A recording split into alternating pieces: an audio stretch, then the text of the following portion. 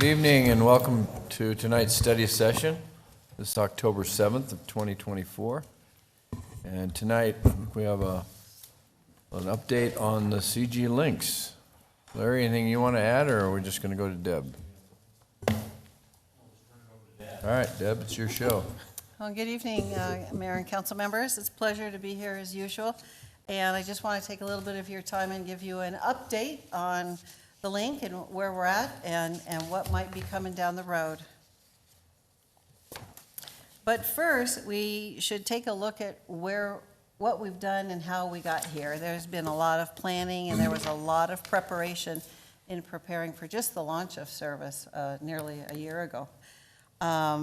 With council's vision and commitment back in January of 2019, you first started looking into the possibility of public transit in the city.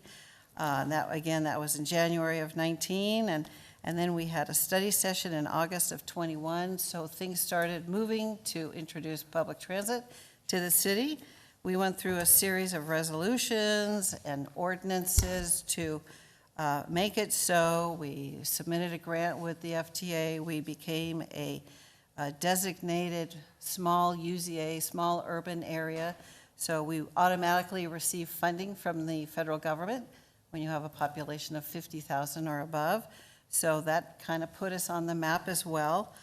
We came to be funded with a little over $2.5 million in CARES Act funds, which allowed us this opportunity that the council took advantage of taking that funding and beginning this pilot program with no local match required. So that was truly a win-win. And so again, we've done a lot of things to get to this point. We established a first-time ever transit advisory committee, which advises, and we have one or two members in the audience. Mike Henderson is with us this evening. Which helps in the design, the marketing, the communication, consumer issues, planning, policies, all that good stuff. They are a big part of what we do. We hired a contractor to operate the service for the city, a turnkey operation, and they're housed over at the NOC. And then, of course, first time ever, we needed to add transit fares to the city fee schedule. So a lot of preparation, as I mentioned. And with all of that, the City Council approved the transit, the six-phase or the 5-year transit implementation plan, and we have actually worked through phases 1 and 2 already. First was our kickoff of our service, October 23rd of last year. In our 7th month, we introduced fares. We had been free of fares. And so that was exciting. We hit phase 2. Coming up in year 2, which is just a couple of weeks from now, we'll be implementing phase 3 at the start of year 2, and that is the addition of Saturdays. So currently we operate Monday to Friday from 7 a.m. to 7 p.m. With the addition of Saturday, it'll be a 6-day-a-week program, the same hours. And all indications look as though this is just going to be as robust as the other services. However, it's going to be a little different because there's different opportunities that exist on a Saturday versus a weekday. So we're going to wait and see what happens, but we're very hopeful. And then there's a little table, if you will, year 1, 2, and 3. What this is, if it's confusing to you, what this is supposed to represent is the fact that when we brought on our contractor, we have a 3-year agreement with them. So we've already calculated how many hours they're going to be working on, tire on the road in year 1, year 2, and 3. And all that relates to funding, of course, and then how many vehicles will be in use in each of those years. So year 1 and 2, we've got 3 vehicles in max use. In other words, 3 at a time. When we go to year 3, then we actually introduce a 4th vehicle. So this is what's planned, this is what's budgeted. There's 2 one-year optional years, then we would reopen and take a look at what the costs and things might be. And speaking of funding, as I mentioned, we had received a little over $2.5 million in CARES Act funding, and that was the response to the coronavirus pandemic. And as of 3/1 of '22 through June 30th, this was our last quarterly reporting, we had spent nearly $600,000. So you see the balance that we have, and I had predicted that this would run us through 2 to 2.5 years of service. So it looks like we're very much on track with that. And let's just take a look at ridership real quickly. You know, we only operated 7 days that first month back in October of '23. It shot up. We haven't really operated long enough to see true trends and to know if what we're looking at is correct.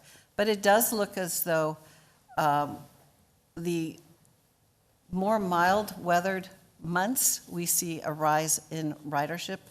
And that would make sense. I know for just about everybody, you don't do what you don't need to do if it's very hot outside.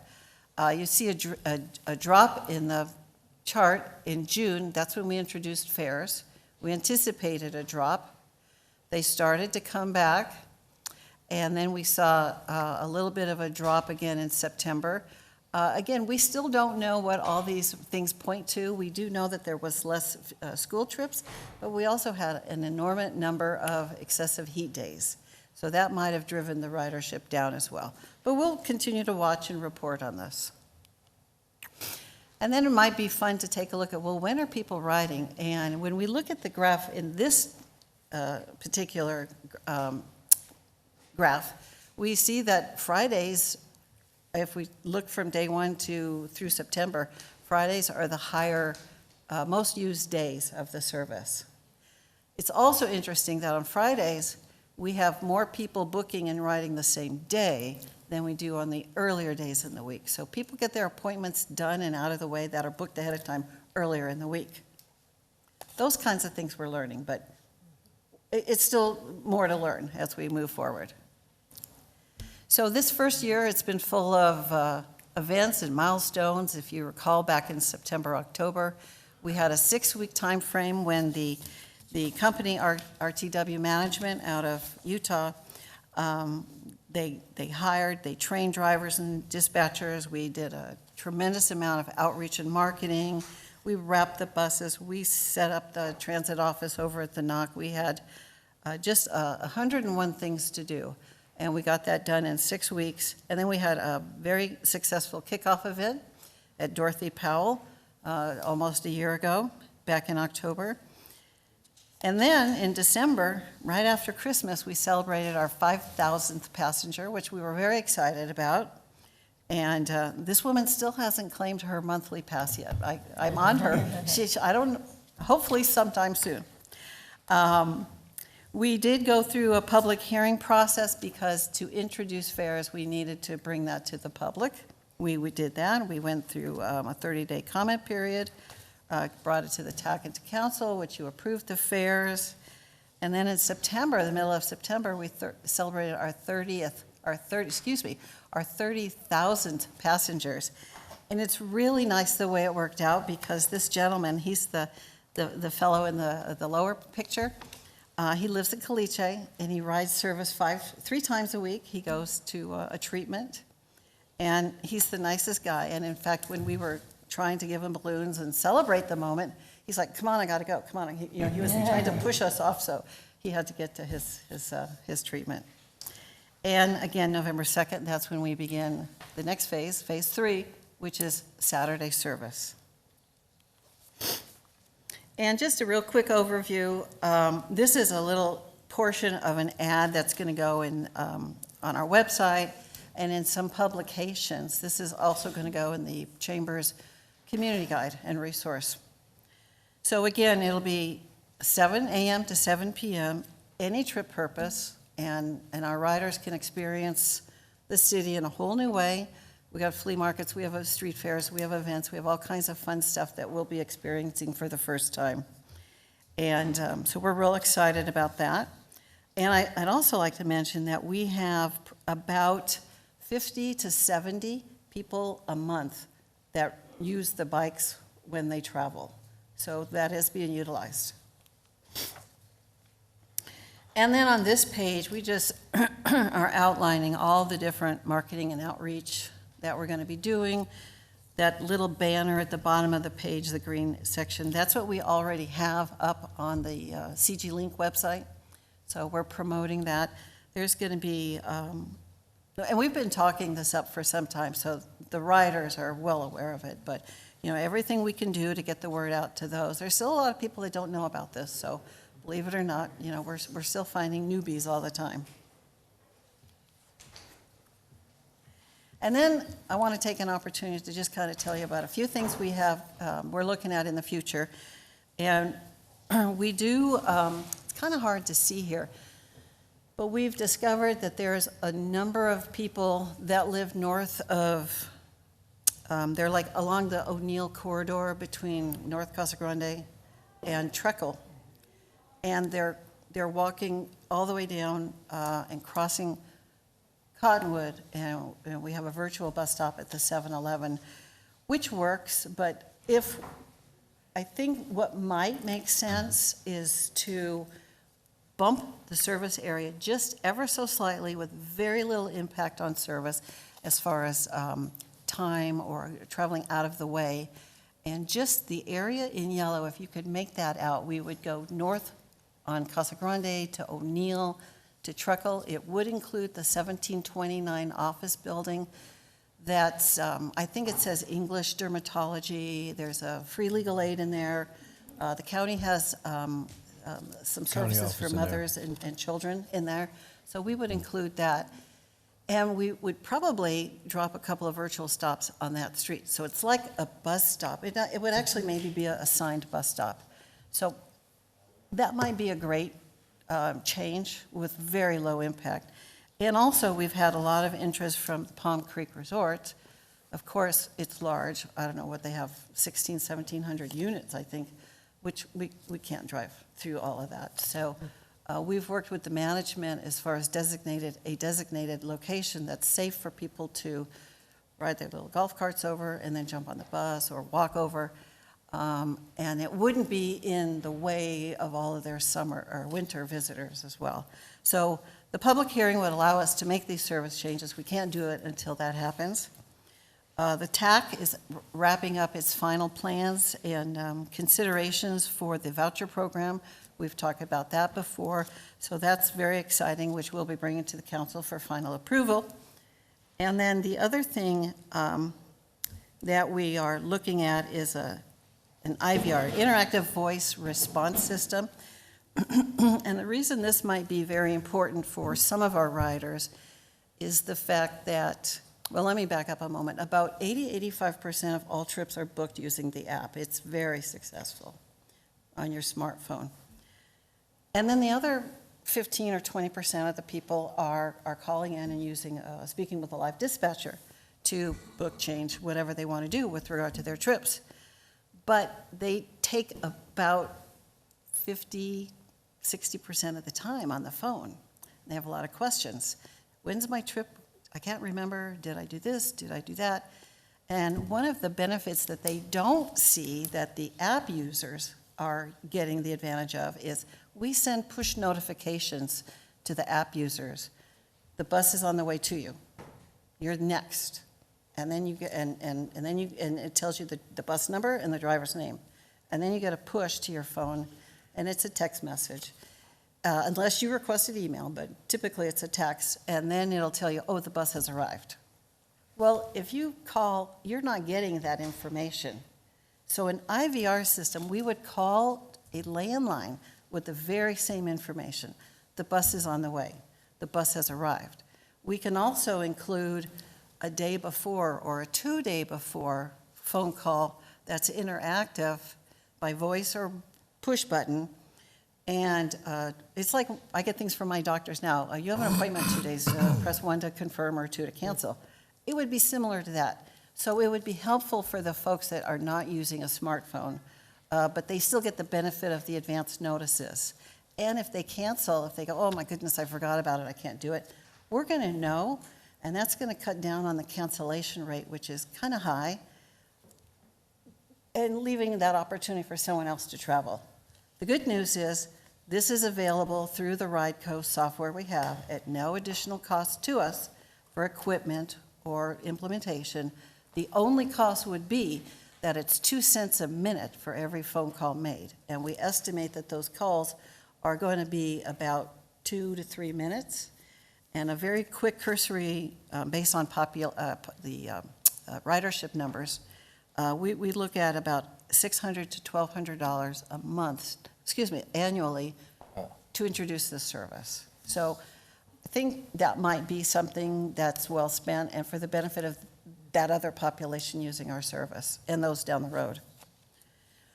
And that actually concludes my presentation, and if you have any questions, I'd be happy to answer them. Deb, this is great stuff, so thank you. I think for our first year, that it's really proved out to be a good service. I like the fact that it's, you dial in, you make arrangements, they come pick you up. It's kind of door-to-door service instead of standing on a hot corner waiting for a bus to show up. So, which is not very practical in Arizona. So yeah, no, thank you. It's good stuff. Matt?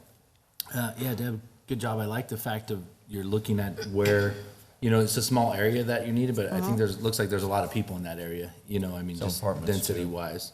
So that'd be a good customer base and keeping on top of that. And then the IVR technology for the voice, that sounds like I thought you were going to say $600 to $1,200 a month, but you said per year. No, that was annually. Annually. I think that'd be well worth it. For, Yeah. Make it convenient for us as operators as well as for the customers.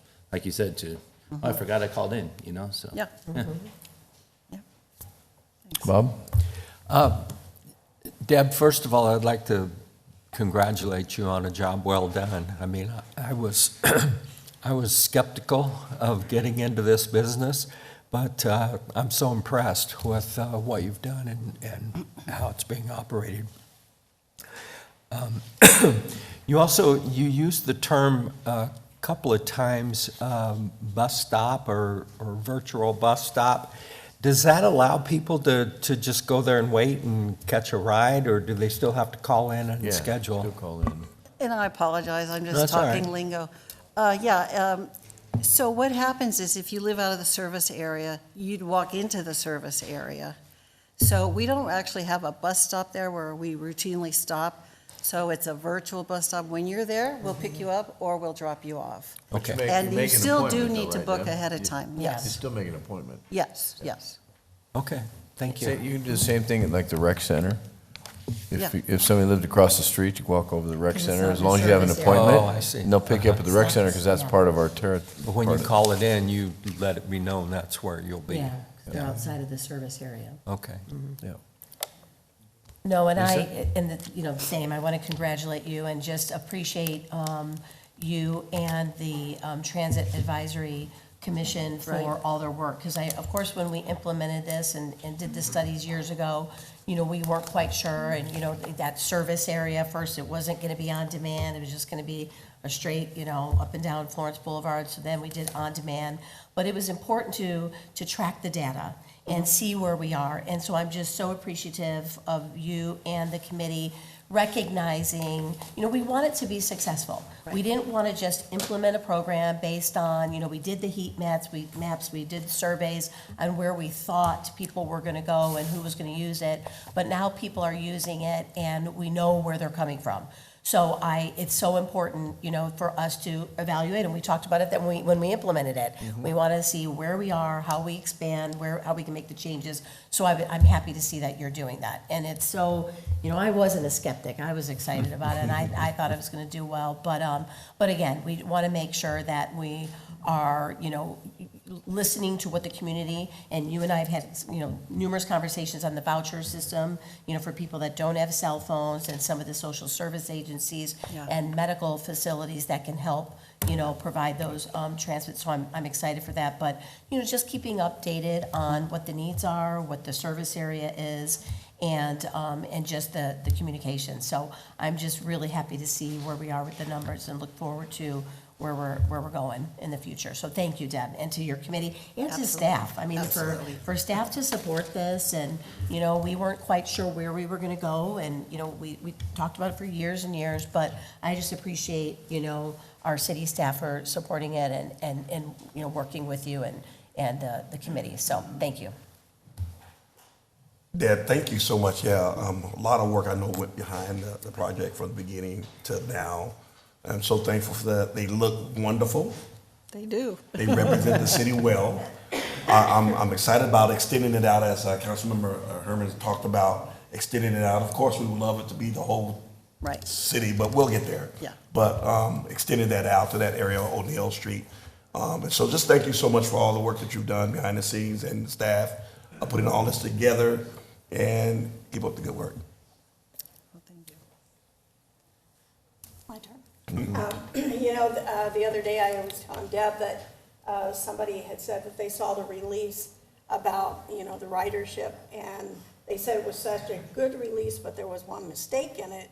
And they said that, you know, it said 30,000 riders, and I'm sure it meant 3,000. And I told Deb, oh, no, it was 30,000. And I think that the point is that a lot of people were skeptic because it hadn't been done.